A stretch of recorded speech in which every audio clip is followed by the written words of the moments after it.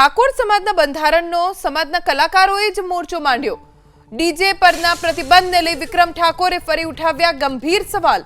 સમાજનું બંધારણ બનાવનારને ડીજે શું છે તે જ નથી ખબર। ડીજે વગાડશો તે બધા ભેગા નાચશે અને દારૂ પીશે તેઓ આગેવાનોનો દાવો ખોટો હોવાનું વિક્રમ ઠાકોરે કહ્યું। ઢોલ વગાડશો તો પણ ભેગા થશે, દારૂ પીશે અને ઝઘડો કરશે। વિક્રમ ઠાકોરે ડીજે બંધ કરવાથી સુધારો આવવાની વાતને ખોટી ઠેરવી। ડીજે બંધ કરાવતા ડીજેના કલાકારો ઘરે બેસી ગયા અને બેરોજગાર થયા। ડીજે બંધ થતા બેરોજગાર થયેલાને રોજગાર આપવા પણ તેમણે અપીલ કરી। ડીજે અંગે મેં અગાઉ ઠાકોર સમાજના સંમેલનમાં જ્ઞાનીબેનને વિનંતી કરી હતી। બંધારણની રચના કરનાર બધા મોટા માણસો એટલે ડીજેની નથી ખબર તેવું વિક્રમ ઠાકોરે કહ્યું। एक विनंती करी थी ज्ञानीबेन ने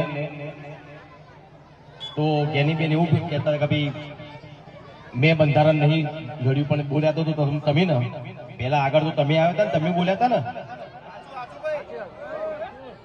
तो बनासकांठाना ठाकोर समाजना जे आगेवानोए बधुं बंधारण कर्युं छे, बराबर छे। बंधारण कर्युं घणा बधा एवा ठाकोर समाज में घणा बधा एवा कुरिवाजो हता जे बहु सारू काम कर्युं छे ठाकोर समाजना बधा आगेवानोए, पण एना लीधे डीजेना जे कलाकारो हता बनासकांठामां बिचारा घेर बेही गया अने जे आगेवानोए बंधारण कर्युं ए लोकोने खबर नहीं डीजे एटले हुं खबर छे कमलेश भाई? ना ना એવું કહેતા હતા કે ડીજે માં ડીજે વગાડશો એટલે બધા ભેગા થશે, નાચશે, કુશે, દારૂ પીશે ને ઝઘડા થશે।